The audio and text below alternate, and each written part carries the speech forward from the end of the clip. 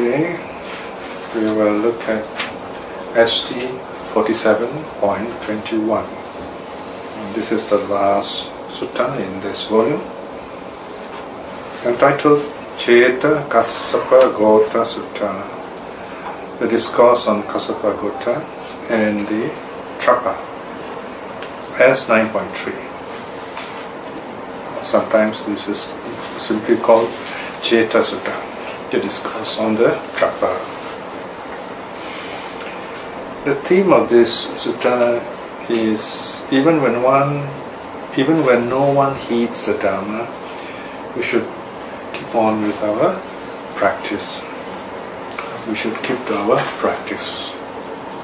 So this is a very short discourse, it's very instructive, about a certain monk who lives in the forest, and he tries to teach a rather ignorant trapper or hunter.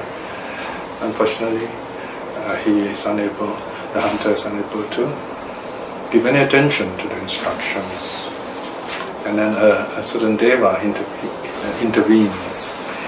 So in this sutta, the Buddha doesn't seem to appear at all, but the Dharma is there. Okay, let's look at the translation on page 191. The discourse on Kassapa Gota and the Trapa as 9.3. At one time, the Venerable Kassapa Gota was dwelling in a certain forest grove. So we're not told exactly where this place is.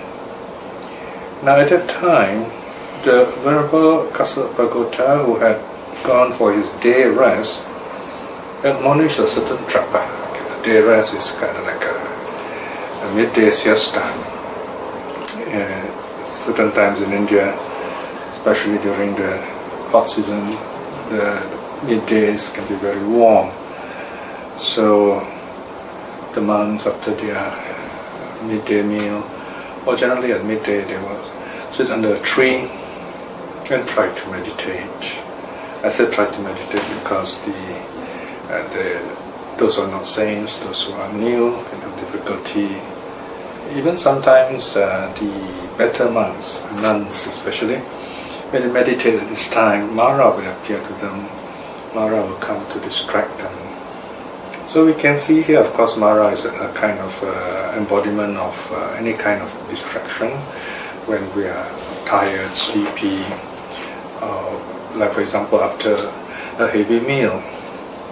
As you know, after a heavy meal it's very difficult to meditate, probably because a lot of the blood will be down in the stomach and the mind's a bit sleepy, and so we're not so mindful. But of course there are monks, like arahats, who have no problem meditating because they get into jhanas. And jhana is where Mara simply goes blind. He's not able to see us or distract us anyway.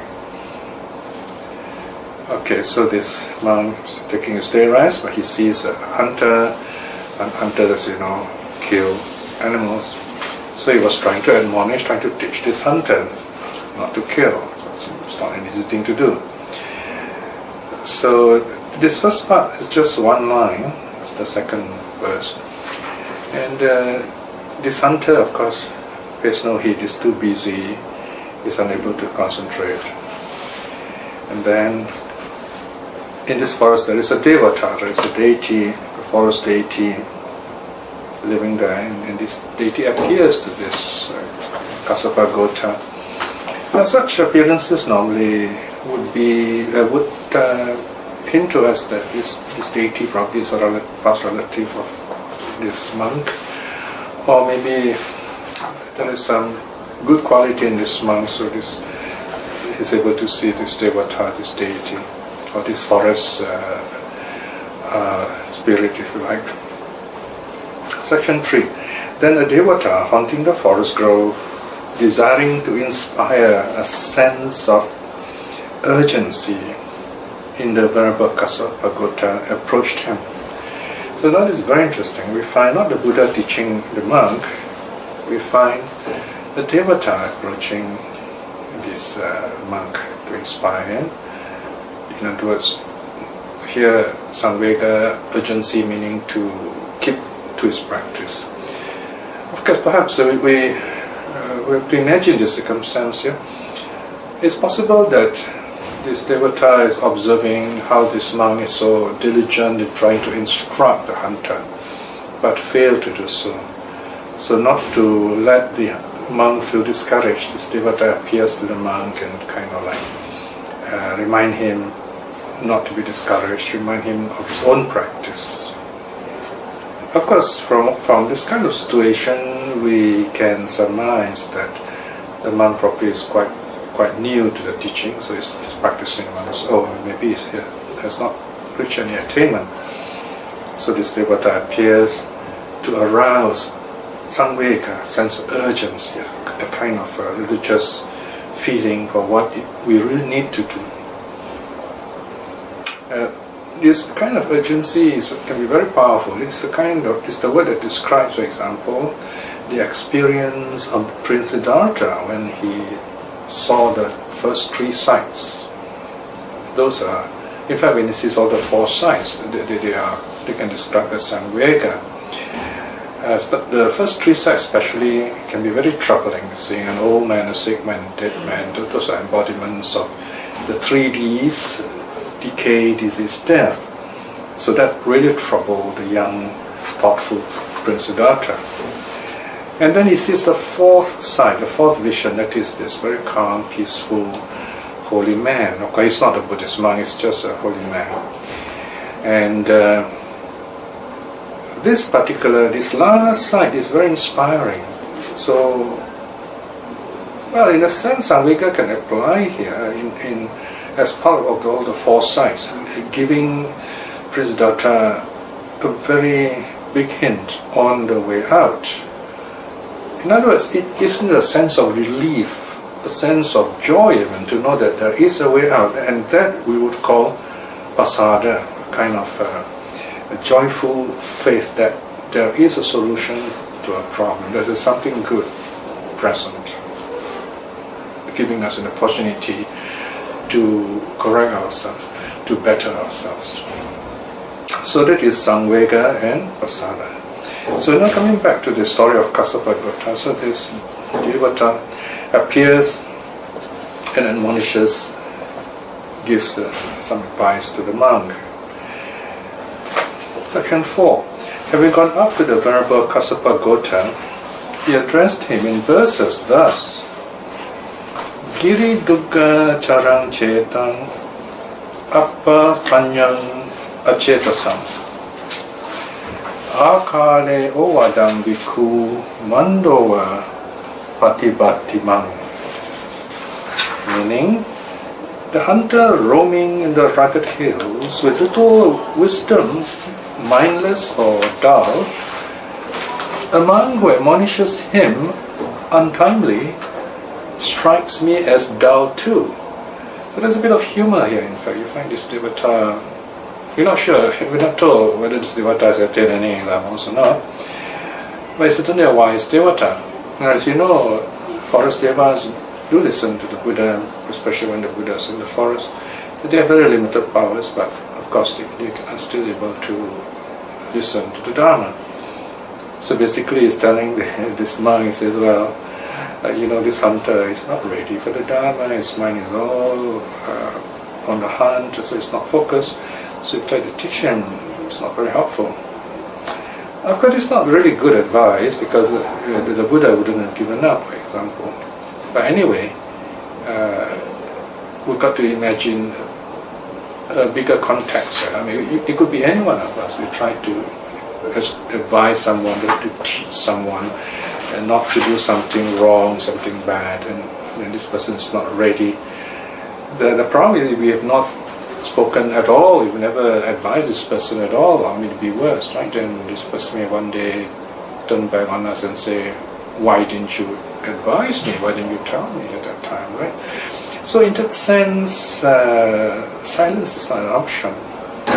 But the problem now is, there is this problem of akala, untimeliness. So this is where, this is in fact the key word in the advice given by the devata. It says it's untimely, not the right time. maybe later on, when this hunter is ready, his monk probably could get the message through to him. Alright, anyway, the devata continues. In fact, this whole sutta is about these devatas verses. The devata continues. Sunatina vijanati aloke tina pasati Dhammasming bhanya manasming attang balona ujjati.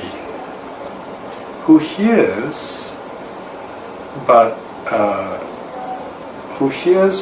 does not learn to, or who hears but does not learn, who looks but sees not.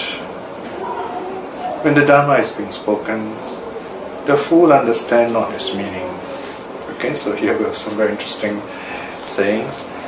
He hears but does not learn. He looks but does not see.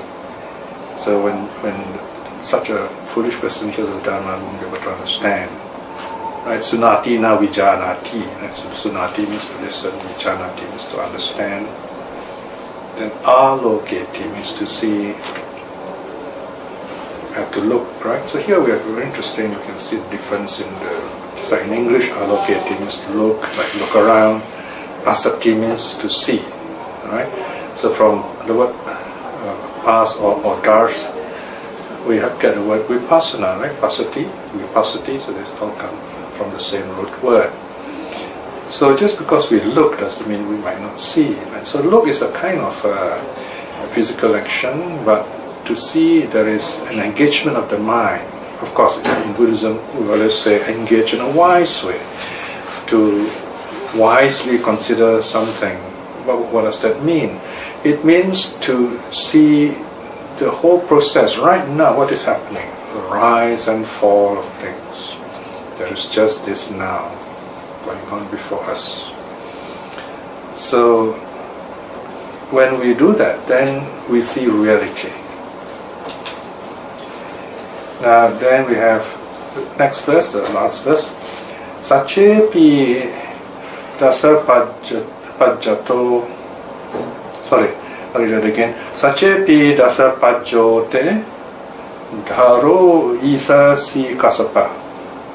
Neva dakati rupani chakku hissa na vijjati.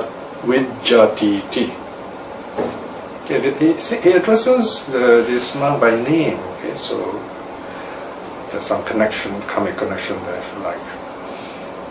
Even if you were to hold up 10 lamps for him, Kassapa, he would see no forms at all, for he is one without an eye.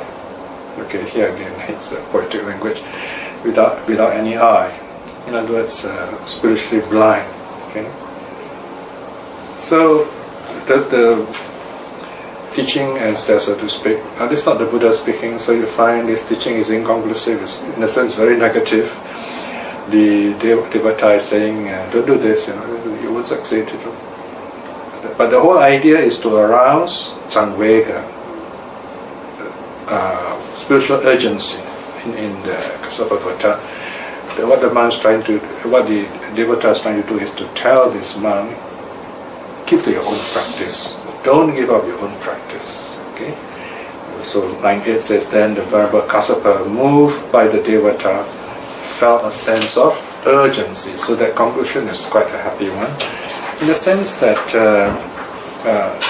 Kassapa Gota knows he has done his duty as a monk to try to instruct this hunter who is going around killing, but he's not able to do so. So the devata is basically saying, well, don't feel bad about it. He's just a foolish man. He's not able to understand you because his mind is elsewhere, right? So it's like that.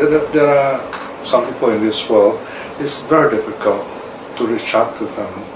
This is one of the really difficult tasks for a Dharma teacher or anyone who's practicing the Dharma. How do we show the Dharma to people when they're not ready?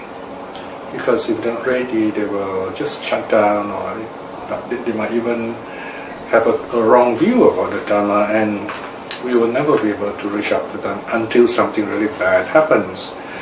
So this is where the four Brahmaviharas come in. We have loving kindness, in other words, this ongoing consideration for others, accepting people around us for what they are, and wanting them to be happy. It's loving kindness. And then when people are really in trouble, you at once act to make sure they don't suffer, they are uplifted from their suffering. That is compassion. Compassion is loving kindness in action.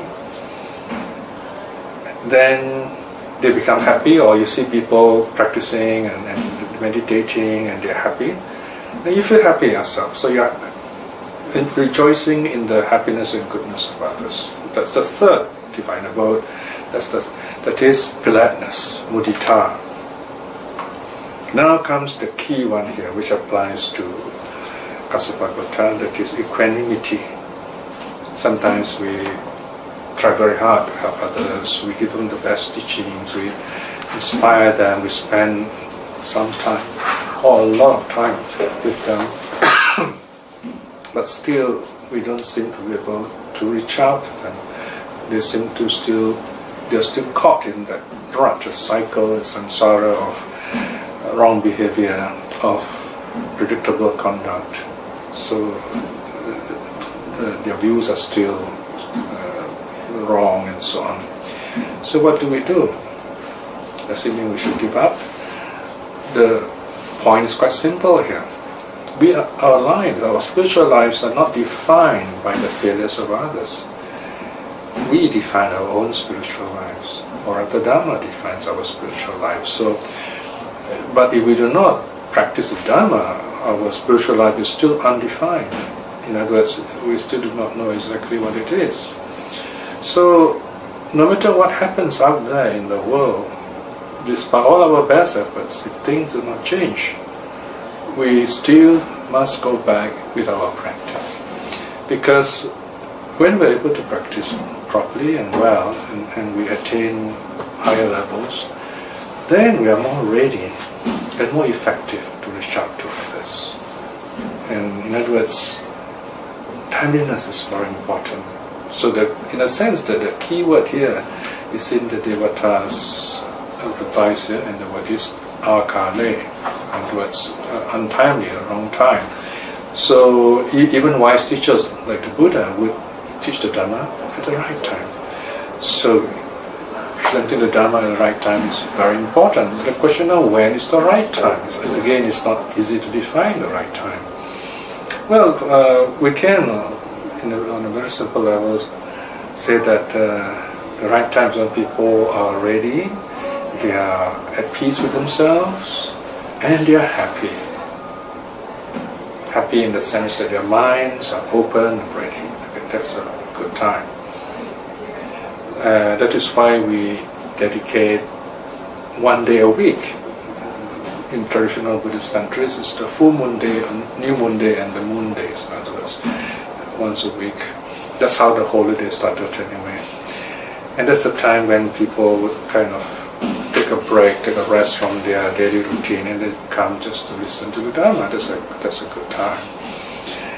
Other times are when there are emergencies, when the normal routine of life takes a break, especially someone dies, or there is a special ceremony, like special life ceremonies. So that's a good time to give the proper advice in the Dharma too. But in this case, of course, if it were the Buddha in this story, and the Buddha would be able to perhaps impress on the hunter by his personality. So, of course, in the case of the Buddha, he has great charisma.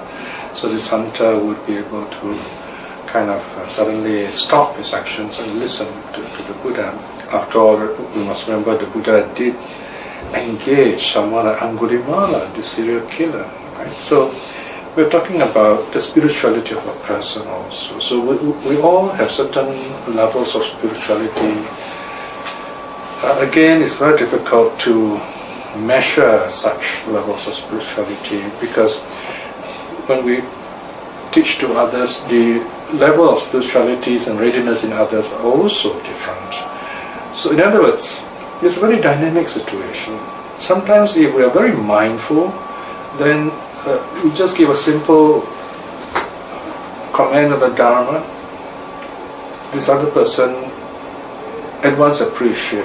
You might even have changed your life. Sometimes it might take a longer talk, but the important thing is you talk from your experience, you speak with joy. That's like planting a seed. You cannot expect immediate results. This is not evangelizing. Evangelizing is one of the worst things we can do in religion. It is insulting the truth and humanity of other beings.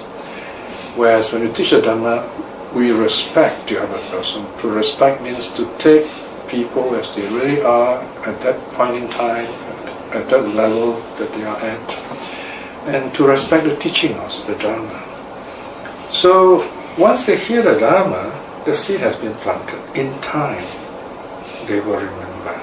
That is why the Dhamma was presented in a calm way, so that people, at the right time, so that people can remember this teaching. And then this teaching will sprout and grow at the right time. This person will say, oh yes, I remember this. Take the case of Upaka. Upaka, the naked ascetic. He was among the first to meet the newly awakened Buddha. The Buddha was walking towards the Deer Park to meet the 5 months. The Buddha has not even taught the 5 months yet. The official first discourse has not been given. But he meets Upaka. Obviously, this Upaka has done really wonderful, great, good karma in the past to be able to meet the newly awakened Buddha on the road to Isipatana. But although he was impressed by the radiance of the Buddha, when he spoke to the Buddha, he did not ask any Dhamma question. He did ask, okay, do you claim to be a saint? And the Buddha said, yes, I'm awakened. And that's about it. And he says, oh, okay, maybe so. He just nodded his head in the Indian style, and then he walks off into a byway to the forest. And then there he sees, by chance, another karma ripens. He sees this beautiful daughter of a hunter in the forest, falls in love with her. I mean, he's ascetic himself, you know. He falls in love with this woman, and he gets married. He marries this woman, and this woman makes fun of him all the way, you know, kind of does not really respect him, and he gets very upset after a while. And finally, he tells his wife, he says, "Okay, you know that I know this ascetic called the Buddha, and I'm going to see him." You know? So he gives up on his married life, and he returns to the Buddha. He becomes a monk, and later on becomes a non-returner. So there you are, you see. So actually, he did not fail. Neither the Buddha nor Upaka failed. It's just that at that point, his karma was not ripe, not ripened yet. So he goes through a little bit more distraction, and later on, I think his wife Kassapa also becomes a nun. So all's well that ends well in this way, right? So here we see the Buddha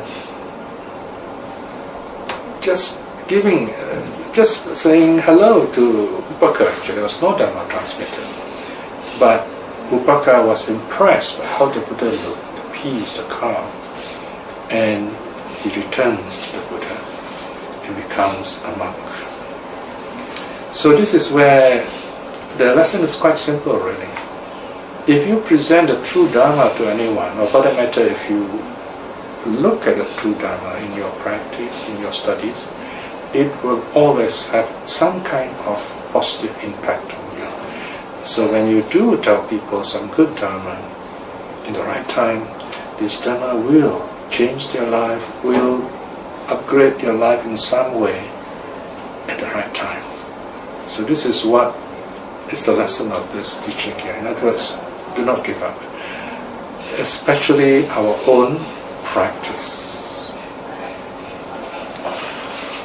So with that, let us do our short reflection.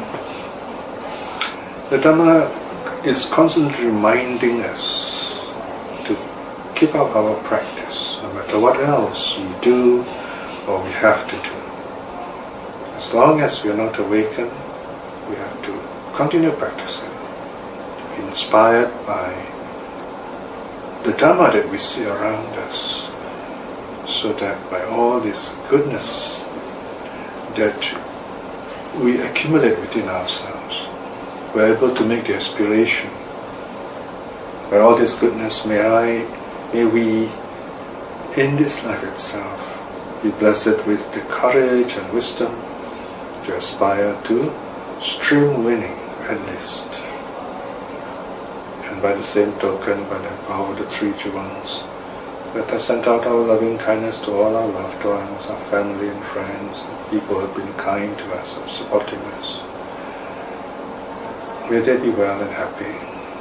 And to those practicing the Dharma too, may they see the true Dharma in this life itself. And by the goodness of the three jewels, may those who are still seeking the truth, or those who are lost, may they see the true Dharma in this life itself too. May all beings be well and happy. Sadhu, sadhu, sadhu.